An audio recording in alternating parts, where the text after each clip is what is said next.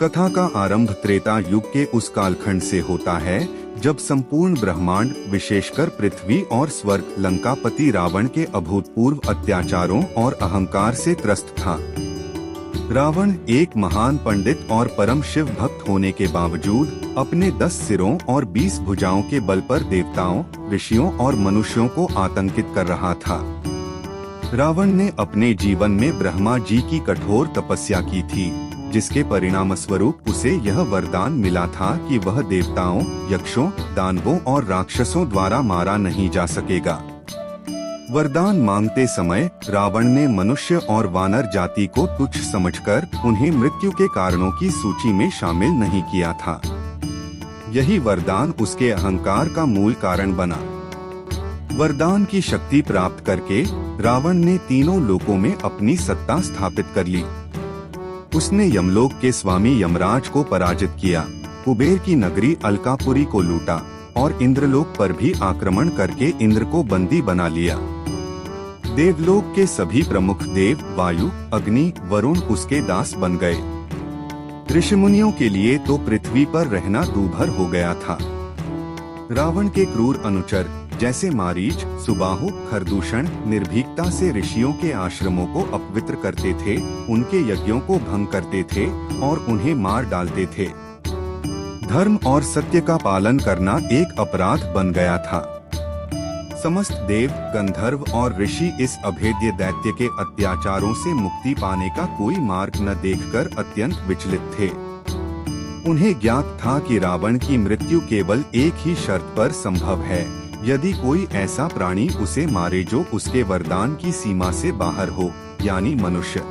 जब रावण का अत्याचार अपनी पराकाष्ठा पर पहुंच गया, तब सभी देवता, ऋषि मुनि और पवित्र आत्माएं गुप्त रूप से कैलाश पर्वत और फिर ब्रह्मलोक में एकत्रित हुए।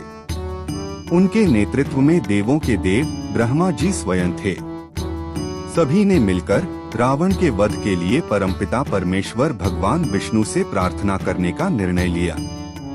देवताओं ने अत्यंत करुण भाव से क्षीर सागर के तट पर पहुंचना और भगवान विष्णु की स्तुति करना शुरू किया। उनकी प्रार्थना का भाव यह था, हे त्रिलोक के स्वामी, रावण के अहंकार ने धर्म को पैरों तले रौंद दिया है। हम सभी देव रावण के हाथों अपमानित हुए हैं। हम रावण के वरदान से विवश हैं, क्योंकि हम में से कोई भी उसे मार नहीं सकता। आप ही इस ब्रह्मांड के रक्षक हैं, आप ही सत्य और धर्म के अधिष्ठाता हैं। अतः आप मनुष्य रूप में अवतार लेकर रावण के वध का दायित्व स्वीकार करें, ताकि धर्म की पुनः स्थापना हो सके। भगवान विष्णु, जो शेषनाग की शैया पर विश्राम कर रहे थे, देवताओं की सच्ची पुकार सुनकर तुरंत प्रकट हुए। उनका तेजस्वी रूप शंख, चक्र, गदा और पद्म धारण किए हुए समस्त देवताओं के हृदय में आशा और साहस का संचार कर गया। भगवान विष्णु ने देवताओं को आश्वासन दिया। उन्होंने कहा, हे देवगण, आप निश्चिंत रहें। मैं आपके कष्टों को जानता हूँ और रावण के वरदान की सीमाओं से भी परिचित हूँ। मैं शीघ्र ही पृथ्वी लोक पर मनुष्य रूप में अवतार लूंगा और रावण का वध करके धर्म की रक्षा करूंगा। भगवान विष्णु ने देवताओं से कहा कि वे भी अपने अपने अंशों से वानर और भालू के रूप में पृथ्वी पर अवतार लें, ताकि वे मेरे इस कार्य में सहयोग कर सकें। विष्णु का यह संकल्प ही रामावतार का मूल कारण बना। यहीं पर राम के जन्म का पहला रहस्य छिपा है।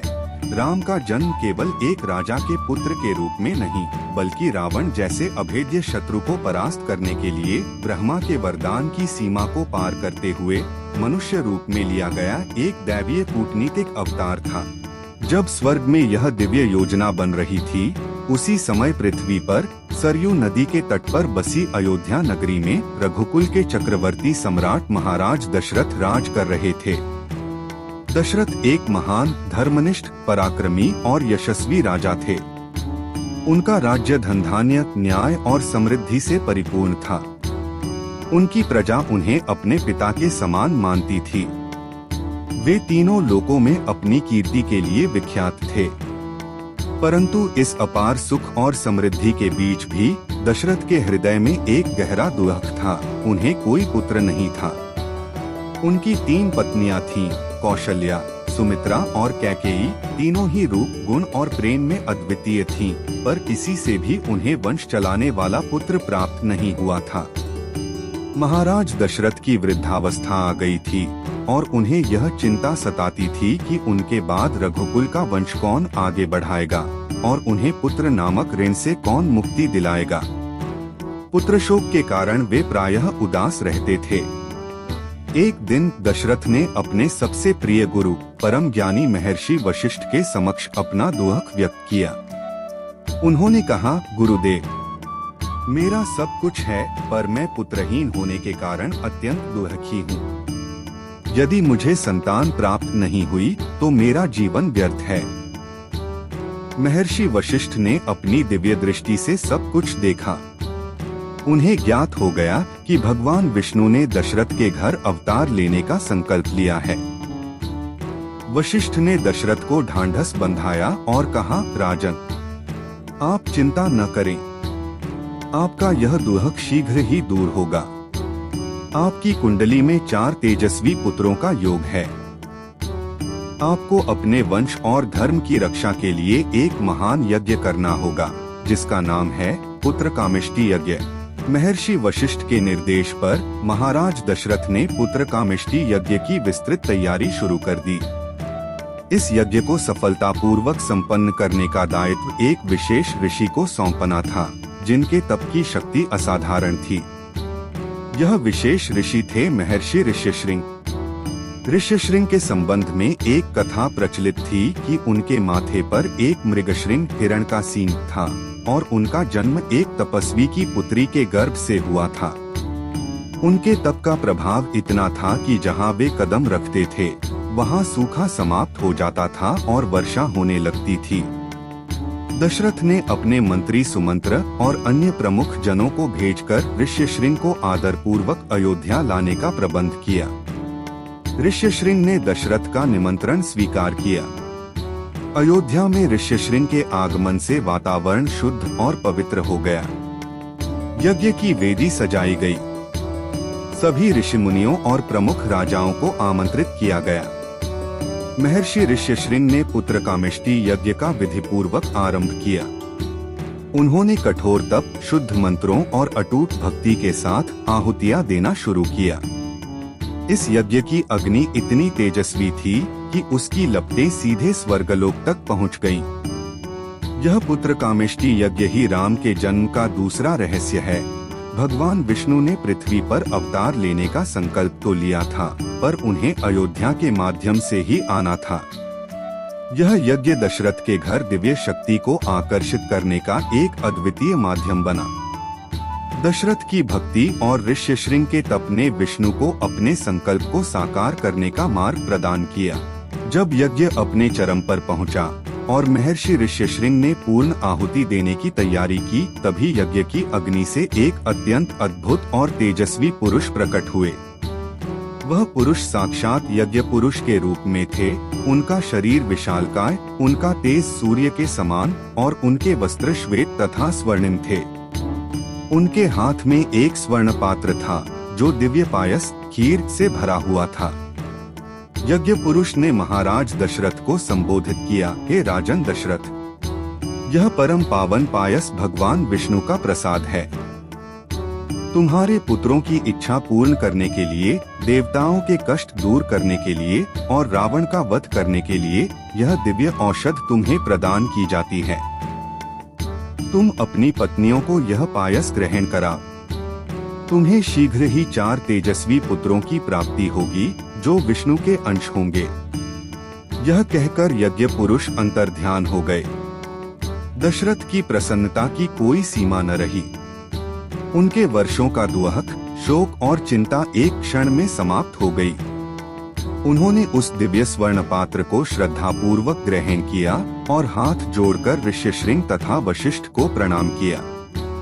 अयोध्या में चारों ओर आनंद और जयकार का वातावरण छा गया। महाराज दशरथ ने उस दिव्य पायस को अपनी 3 पत्नियों में विभाजित करने का निर्णय लिया। यह विभाजन भी राम के जन्म के तीसरे रहस्य को प्रकट करता है। भगवान विष्णु ने एक साथ 4 पुत्रों के रूप में अवतार लिया और प्रत्येक पुत्र के माध्यम से एक विशेष शक्ति का प्रदर्शन किया गया।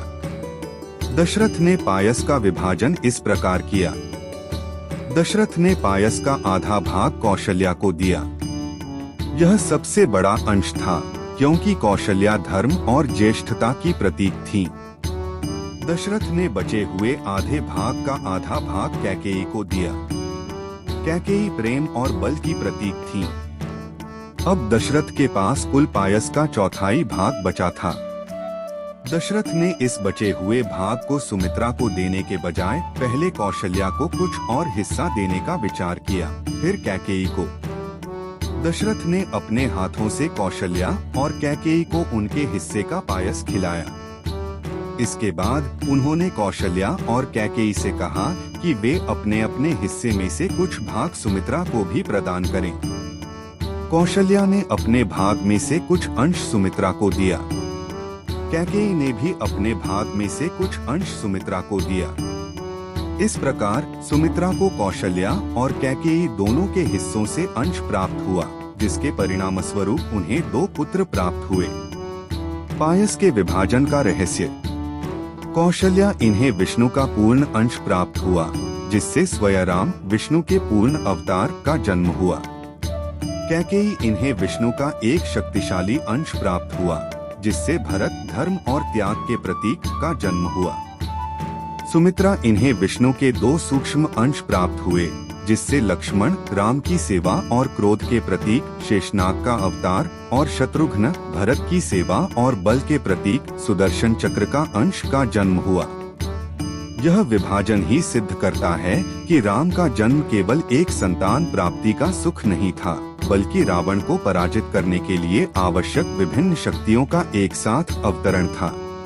पायस ग्रहण करने के कुछ ही समय बाद तीनों रानियां गर्भवती हुई।